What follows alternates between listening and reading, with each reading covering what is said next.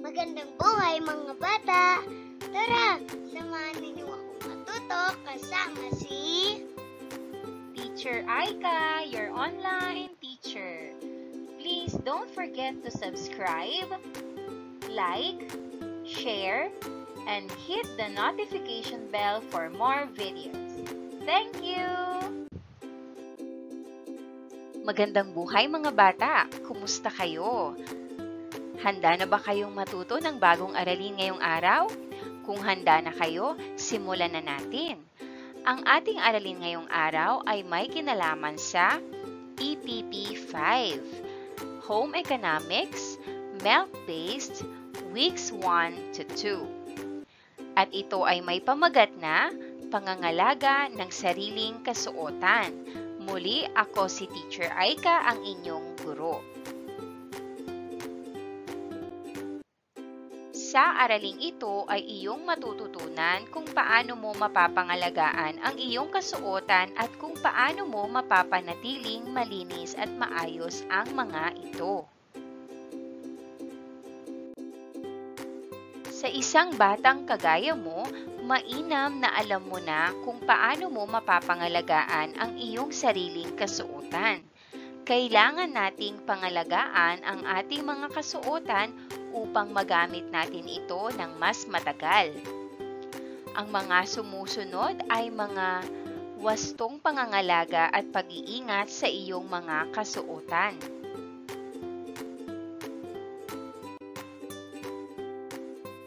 Pahanginan ang damit na basa ng pawis.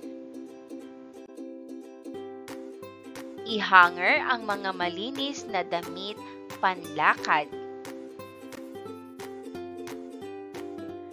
Tiklupin ng maayos ang mga damit pambahay at isalansan sa kabinet ayon sa kulay at gamit.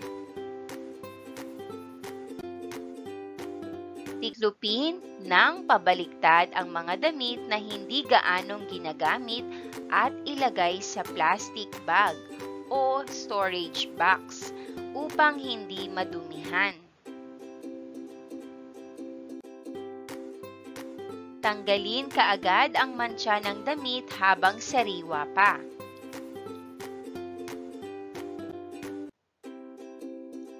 Kumpunihin ang sira na damit tulad ng butas, punit, at tastas bago ito labhan.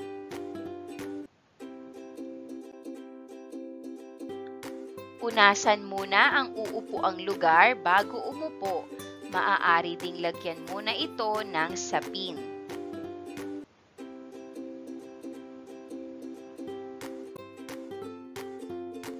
Tatalakayin din sa araling ito ang wastong paraan ng paglalaba at pamamalansya ng damit. Mahalagang matutunan mo ito upang maisagawa mo ang wastong pangangalaga sa inyong mga kasuotan.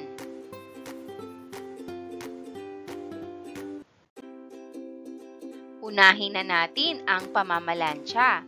Mga bata, kayo ba ay namamalansya ng uniforme? Kung oo ang sagot, mahusay dahil malaking tulong ito sa gawain ni nanay.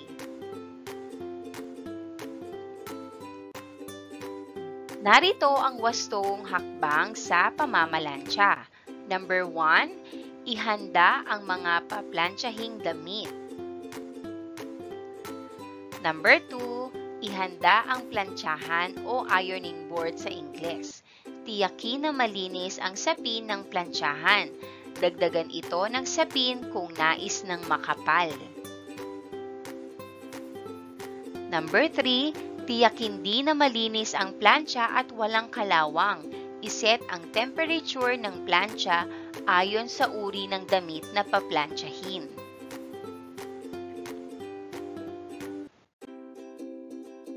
Number 4, plantsahin ang mga damit ayon sa paalalang taglay nito sa mga etiketa. Number 5, sa pamamalansya ng ibang kasuotan gaya ng bestida, palda, at pantalon, narito ang mga dapat mong isaalang-alang. Una ay bestida. Baliktarin muna at plantsahin ang bulsa, kwelyo, balikat, at likod at harap ng bestida, manggas at laylayan.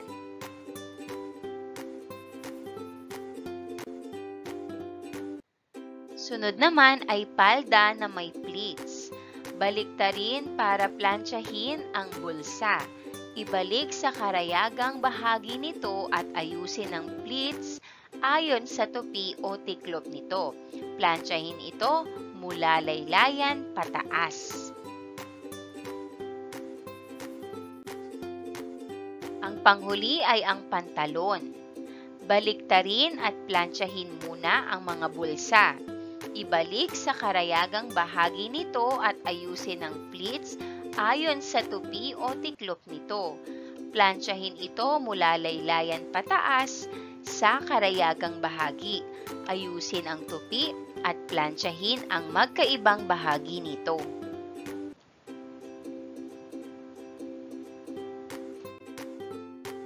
Narito naman ang mga paraan sa paglalaba. Paraan ng paglalaba. Number 1, ihanda ang lahat ng kagamitan sa paglalaba. Number 2, ihiwalay ang mga puting damit sa mga dekolor.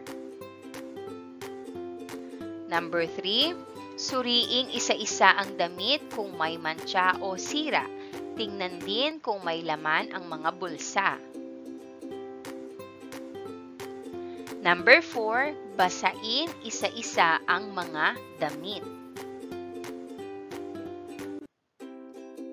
Number 5, sabunin ng una ang mga puti at bigyang pansin ang kwelyo, kilikili, bulsa at mga laylayan. Number 6, ikula ang mga puting damit na nasabon na habang nilalabhan ang mga di gaanong marumi at dekolor. Number 7, banlawang mabuti ang mga damit. Number 8, basain, ulitin ang pagsasabon sa mga puting damit kung kinakailangan. Number 9, isampay gamit ang sipit o hanger sa nasisikatan ng araw ang mga puting damit at ang dekolor sa di gaanong nasisikatan ng araw upang hindi agad kumupas ang kulay.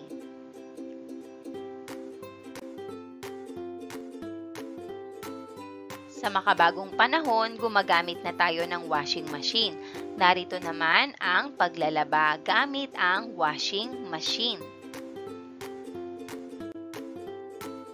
Number 1, paghihiwalay ng puti sa dekolor, marumi sa di gaanong marumi, nangungupas at panloob. Number 2, pagsisiyasat ng mga bulsa na may laman, may aspile o imperdibleng nakatusok. Number 3, isara ang zipper, fastener ng anumang damit at ayusin ang tali ng damit upang hindi magkabuhol-buhol. Number 4, lagyan ng tubig ang washing machine ayon sa dami ng damit na lalabhan. Number 5, ibuhos ang sabong pang washing machine ayon sa dami ng lalabhan. Number 6, ilagay ang damit na lalabhan, iwasang ma-overload ang washing machine. Number 7, ilagay ang setting na angkop sa lalabhan. Number 8, banlawang mabuti ang mga damit. Number 9, idagdag ang fabric conditioner kung nais lamang na gumamit nito sa huling banlaw. Number 10, tuyuin ang mga damit sa spin dryer o patuyuin sa init ng araw o mahanging lugar.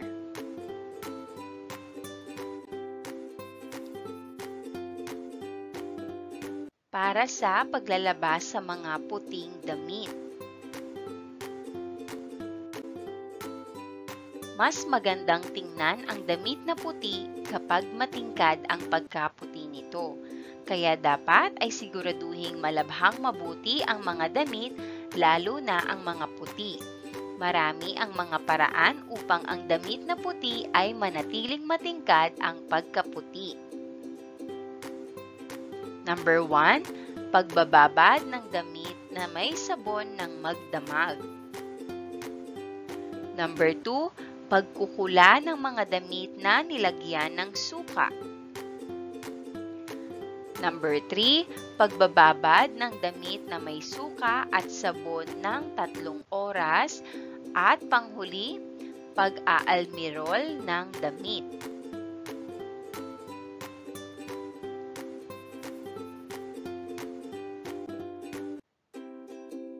Para sa gawain sa pagkatuto bilang isa, piliin sa loob ng kahon ang paraang tinutukoy sa bawat bilang.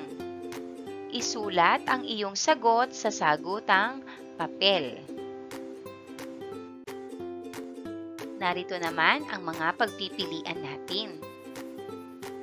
A. Pag-aalis ng mantsa. B. Pagtutupi. C. Paglalaba. D. Pagsusulsi. At E. Pamamalansya. Number 1, ito ay isinasagawa kung may sira o punit ang damit. Ang sagot, letter D, pagsusulsi. Number 2, ginagawa ito sa mga damit na may nakakapit na mantsa. Ang sagot ay letter A, pag-aalis ng mantsa. Number 3, ito ang paraan ng pagtanggal ng dumi, pawis at alikabok sa damit. Ang sagot ay letter C, paglalaba.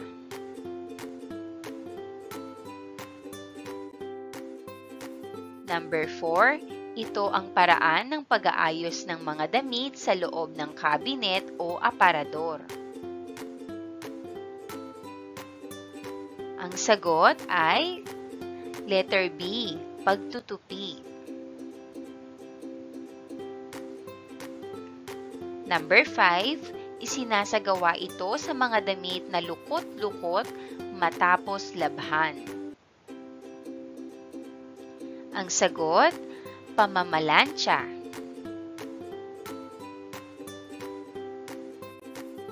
Gawain sa pagkatuto bilang 2. Basahin ang maikling kwento na may pamagat na Ang Batang Kahanga-hanga.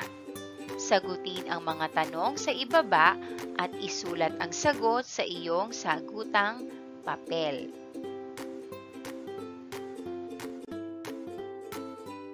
Ang Batang Kahanga-hanga. Araw ng Sabado, maagang gumising si Lisa upang tumulong sa kanyang nanay na maglaba. Tulad ng kanyang nakagawian at natutunan mula sa kanyang nanay, inihanda na niya ang lahat ng kagamitan na gagamitin nila sa paglalaba.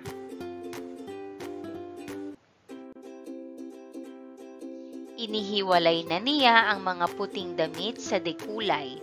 Isa-isa niyang sinuri ang mga damit kung ito ba ay may sira, maging ang bulsa ay tiningnan muna niya kung may laman. Pagkatapos ay binasa na niya isa-isa ang mga damit.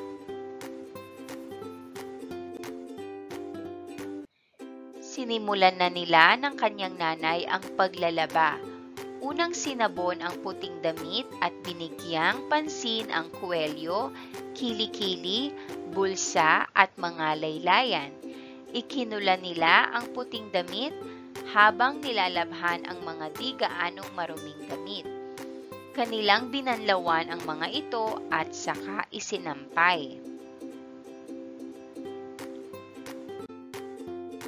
Tunay ngang si Liza ay batang kahanga-hanga dahil sa edad na 10 taon ay kaya na niyang maglaba.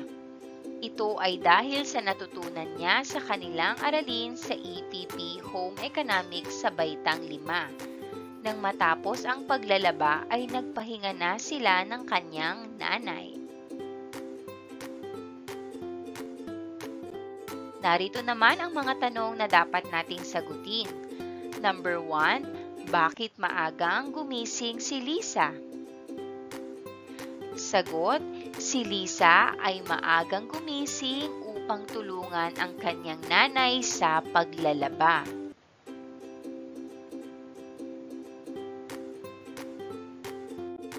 Number 2, ano-ano ang mga hakbang sa paglalaba na nabanggit sa kwento? Sagot, narito ang mga hakbang na kanyang ginawa. Inihanda na niya ang lahat ng kagamitan na gagamitin nila sa paglalaba.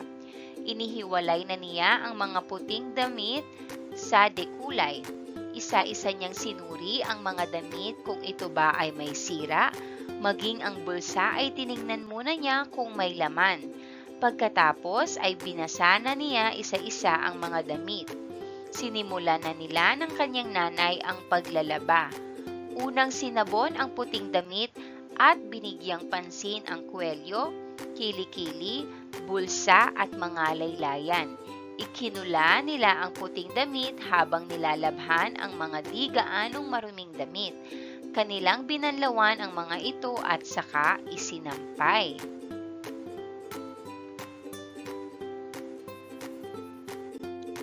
Number 3, bakit kailangang sundin ang mga hakbang na ito? Nararapat lamang na sundin ang mga hakbang na nabanggit ni Lisa upang masigurado na malinis ang mga damit na nilabhan.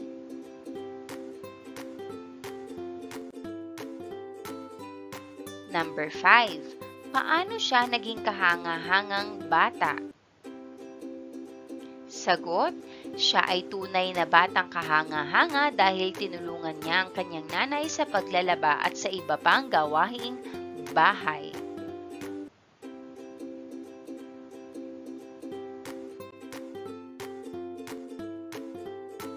Number 5, ano ang katangiang ipinakita ni Lisa sa kwento? Si Lisa ay isang batang mabait, masipag, at matulungin sa kanyang nanay.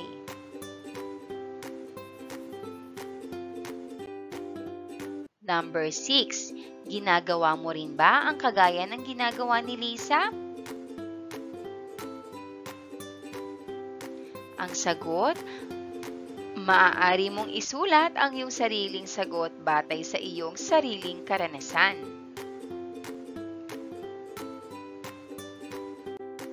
Number 7, paano na ipakita sa kwento ang pangangalaga sa kasuotan? Sagot, naipakita ito sa pamamagitan ng paghihiwalay ng puting damit sa dekulay, pagtingin sa bawat damit kung ito ba ay may sira o wala, at sa pagsasabon at pagbabanlaw nito ng mabuti.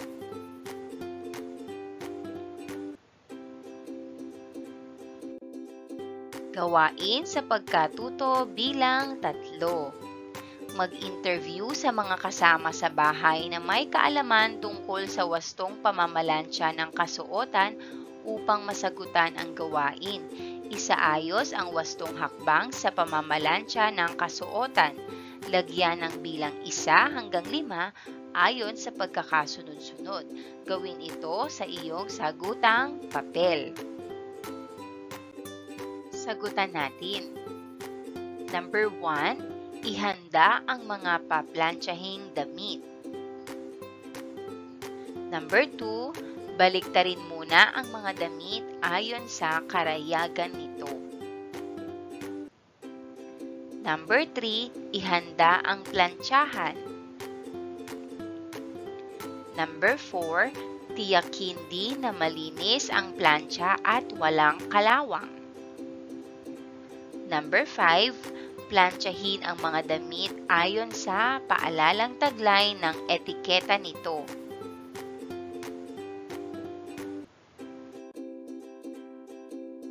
Para naman sa gawain sa pagkatuto bilang 4, basahin at unawain ang isinasaad sa bawat bilang. Isulat ang salitang tama kung sang-ayon ka sa ipinapahayag sa bawat bilang at mali kung hindi. Isulat ang iyong sagot sa sagutang papel. Number 1. Punasan muna ang uupuang lugar bago umupo. Ang sagot, tama. Number 2. Tanggalin kaagad ang mantsa ng damit habang sariwa pa. Ang sagot, tama. Number 3. Pahanginan ang damit na basa ng pawis upang maisuot muli. Mali. Number 4. I-hanger ang mga malilinis na damit panlakad. Tama.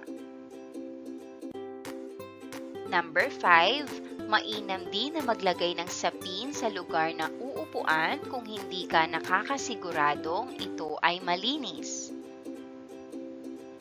Ang sagot ay tama. Number 6. Kumpunihin agad ang sira ng damit bago ito labhan. Ang tamang sagot, tama. Number 7. Tiklupin ng maayos ang mga damit na pangbahay at ilagay sa cabinet. Ang tamang sagot, tama. Number 8. Ang pag-iingat sa mga kasuotan ay isang paraan upang matagal na magamit ang damit. Ang tamang sagot, tama. Number 9. Unang labhan ang mga damit na may kulay bago ang puti. Ang tamang sagot, mali. Number 10.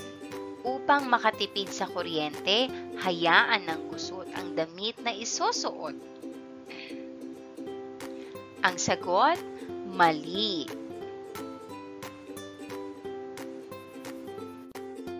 Para naman sa gawain sa pagkatuto bilang 5, isagawa ang wastong paglalaba at pamamalansya ng kasuotan.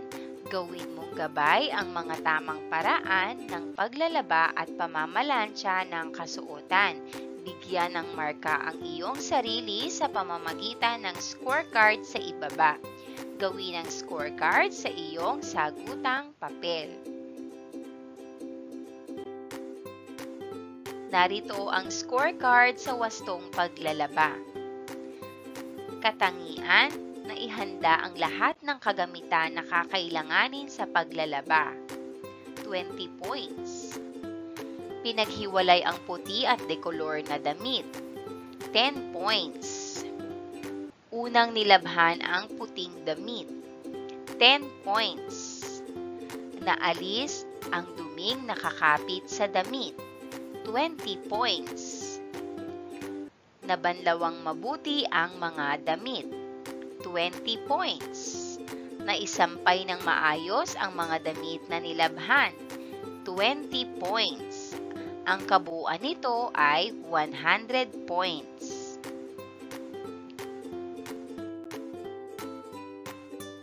Narito naman ang scorecard para sa wastong pamamalansya. Narito ang mga katangian at puntos. Naihanda ang lahat ng kailangan sa pamamalansya, 20 points. Naihanda at napagbukod-bukod ang mga damit na paplantsahin, 20 points. Sinubukan muna ang init ng plancha sa isang malinis na basahan, 20 points. Maingat na pinalansya ang mga bahagi ng damit ayon sa pagkakasunod-sunod. 20 points. Isinampay ng maayos sa mga sabitan ang mga pinalansya. 20 points. At ito ay may kabuuan na 100 points.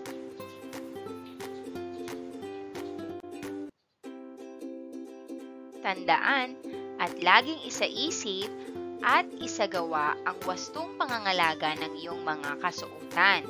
Magpakita ng sipag at pagiging responsable sa pamamagitan ng pagtulong sa mga gawaing bahay tulad ng paglalaba at pamamalansya.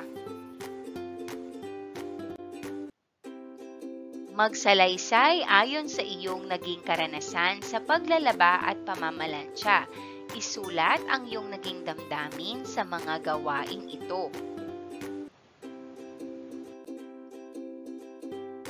Narito naman ang rubrics kung paano ka bibigyan ng grado ng iyong guro. 5 points, napakahusay kung nakapagsalaysay ng naging karanasan at damdamin tungkol sa naging karanasan sa paglalaba at pamamalansya ng buong husay. 4 points, mas mahusay ang pagsasalaysay sa naging karanasan at damdamin tungkol sa paglalaba at pamamalansya.